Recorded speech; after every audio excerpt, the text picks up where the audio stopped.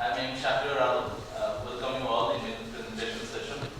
And I have gone through the FDC guideline and I have found a topic like named media relation. And that actually relates to my academic subject as I am a student of mass communication and journalism. So I wish one day I could take that session. So I have selected my topic is media relation. First of all, I should talk about my objectives, and my objectives is like after the completion of the session, the participants will have a brief idea about what's media and what's media relation, why the medias are so important for us, and especially for a country like Bangladesh, and like a developing country like Bangladesh, and if our medias are doing perfectly, or if they are doing their job greatly, or if they are up to the mark or not, and why this media relation is so important, and how these medias can be used as a tool of development, especially for the government officials or the civil servants, how they can use it more effectively. And we see media actually the mass media, we call it media in short, and media is a tool for mass communication. And for mass communication, like there can be a sender and a receiver. So in media plays the role here. Media transmits the message. In mass communication, a message is transmitted to a scattered and diverse audience through a media. This could be electronic media or a print media. In electronic media, we can say the TV channels, like TV channels or a movie, or even an advertisement. And in the print media, there are like newspapers, magazines, even a book, or even a piece of paper. So a sender sends a message through a media, and the receiver receives. And media relations means the interrelation between the interrelation among the government organs to media. Among the government organs, as we all know, there are three major states of a government, and they are like the executive, and the second one is the judiciary, and the third one is the legislature. And the fourth one, one of the famous English parliamentarians, Edmund Burke, he coined the term the fourth estate. He called media the fourth estate, because media ensures that all these three organs are working properly. Media creates a sense of check and balance. They make these three organs accountable to media. Media makes these three organs pro-people and people-friendly. So media is called the fourth estate. And from this we can understand the role of media and the importance of media. Media is related to everything we have nowadays. Everything in the country we have nowadays. Like the good governance or democracy or development or women empowerment, everything is related to media. And I can share a story about media. How you can say, if we try to control media very much, what can happen? In Soviet Russia, there is only one newspaper, only one TV broadcast channel, and that name is Pravda. Pravda is very famous in Europe in terms of it's something like Mukhopatra for the government of Russia.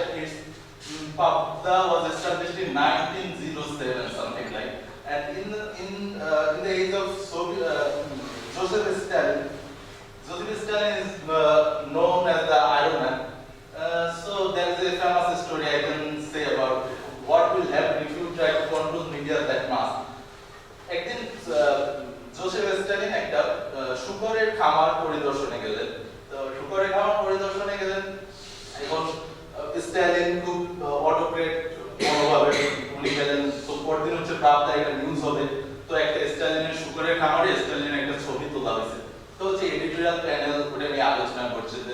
especially the caption of the picture. And one of the editors come up with an idea that Shukor Kamar Poridarshone Stalin. তো অন্য সবাই খুব মানে খুব এটা সমালোচনা শুনলাম যে স্ট্যালিন এত মহান নেতা, উনি একটা শুকর খামার পরিদর্শনে গেছে, এটা তো ফ্ল্যাট ভাবে বলা যাবে না। তার একজন বললেন যে শুকরের মাঝে স্ট্যালিন। তো এটা নিয়ে খুব ভাষা চলছে যে না এটা কিভাবে, এটা কিভাবে। তখন এডিটর বললেন না তোমরা কেউ পারছো না, আমরা এটা ট্রেডিশনাল অ্যাপ্রোচ ফলো করবো, আমরা পরদিন দেখো আমি কি ক্যাপশন দিই। তো পরদিন যে ক্যাপশনটা দেখা গেল সেটার মধ্যে লেখা ছিল যে স্ট্যালিন, শুধু এই এক শব্দ স্ট্যালিন বাম থেকে তৃতীয়। স্ট্যালিনের চারপাশে কতগুলো শুকর, তো স্ট্যালিনের ক্যাপশন দেওয়া হয়েছে যে স্ট্যালিন বাম থেকে তৃতীয়। This could help if we try to control media too much, and from this we also understand the role of media, the importance of media. No progress in a country in modern day, in a democratic country, is possible without the help of or without the contribution of media. And now I should introduce some theoretical aspects, because if we try to implement media as a development tool, this is very important to look into some theoretical aspects. In the 1920s or 1930s, media is considered as a thing that affects people instantly. What media expresses, what media publishes, it affects people instantly. So there is a theory called hyperdynamic needle theory or the magic bullet theory. Media hits the people like a bullet and it changes people instantly. But after some continuous research in the 1940s, there emerged a two-step flow of communication. Like the sender sends a message, it goes to an opinion leader. That opinion leader can be a imam from a mosque, or a headmaster of a school, or a union commission member or chairman. What is published in the media goes to the opinion leader, then it goes to the audience. If the opinion leader thinks what is published in the media is true or it's useful to the vested group, then the people actually think that okay, this is good, we should use this. These theories are we must think about those theories, because if we want media as an agent of change, as a tool of change, we must know these theories. And then agenda setting theory, it came in 1968. Max McComb and Donald Shaw, two of the famous researchers of America, they carried out a study on the American presidential election in 1968, and they found that what media publishes, it instantly doesn't become an agenda for the people. Media যখন একটা জিনিস প্রকাশ করে তখন এটা সাথে সাথে মানুষের এজেন্ডায় পরিণত হয় না, বরঞ্চ কখনো কখনো দেখা যায় যে মানুষ যেটা নিয়ে ভাবছে সেটা মিডিয়ার এজেন্ডায় পরিণত হয়।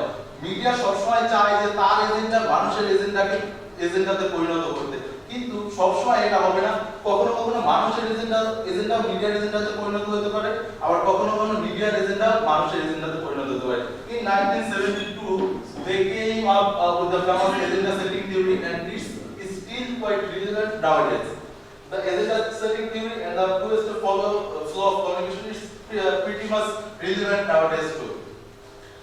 And there is I must talk about the relationship between media and public administration.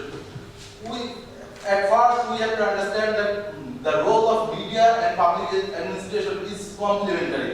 They are not fighting each other. They must provide with the things, with the support needed by the another part, needed by the counterpart. যদি প্রশাসনের কোনো একটা বিষয় সাহায্য দরকার হয়, media সেই জিনিসটি উপস্থাপন করবে। For example, I visit Kurigram 2 or 3 months ago, and I found that some areas, they are so remote, you don't actually go to those places. They have never seen the union position, never seen the AC land or the UNO of the area, but they all know the journalists of this area. So the UNO has to get the news, has to know the actual news of those areas from journalists. This should be actually the role of the journalist. This should be actually the role of the journalist. So they should act complementary. And thank you. Okay.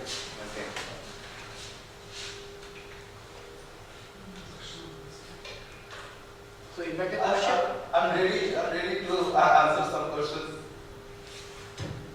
Any question? Yeah. Yeah, I'm the next presenter. No. I'm this. Okay, thank you very much.